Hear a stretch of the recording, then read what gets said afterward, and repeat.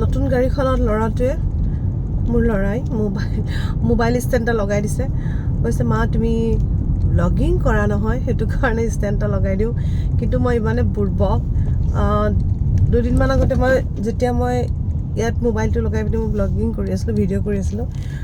মই ভাবিছিলোঁ যে ষ্টেণ্ডটো মানে কোনো লৰচৰ কৰিব নোৱাৰি আৰু ইমানেই বেয়া আহিছে ভিডিঅ'বিলাক আজি এতিয়া ইমান দিনৰ পিছত এতিয়া মই পিটিকৈ গম পাইছোঁ মোবাইলৰ ষ্টেণ্ডটো এইটো পূৰা ৰ'টেট হয় চবফালে আপুনি ভিডিঅ' কৰিব পাৰে মোৰ হাঁহিয়ে উঠিছে ল'ৰাই মাকৰ কাৰণে ইমান সুবিধা কৰি দিছে আৰু মই সুবিধাটো ল'বও জনা নাই তো আজি এতিয়া পিটিকৈ গম পালোঁ আৰু তো গাইজ আচলতে মোৰ কাৰণে নহয় এই ড্ৰাইভ কৰি থকা সময়কণে এটা চকুন টাইম য'ত মই চব কথা পাতিব পাৰোঁ ঘৰত ইমান বেছি ব্যস্ত হৈ থাকোঁ সেইটো কাৰণে মোৰ একো ভিডিঅ' বনোৱা নহয় এডিটিং কৰা নহয়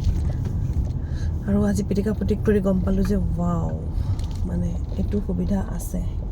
তো গাইজ মই আহি পাই গ'লোহি আলিয়াৰ টিউশ্যন পৰা নিবলৈ আৰু এতিয়া আজি মই ষ্টেণ্ডটোৰ বিষয়ে জানিলোঁ যিহেতু আৰু সেইটো কাৰণে মই এতিয়া কিবা যদি আপোনালোকৰ কথা পাতিব থাকে গাড়ী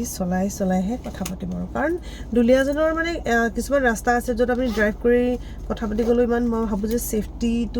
ছেফটিয়ে হয় কাৰণ ইমান সেইফালে গাড়ী ভিৰ নাথাকে তো পাৰি আৰু জাষ্ট অ'কে বাই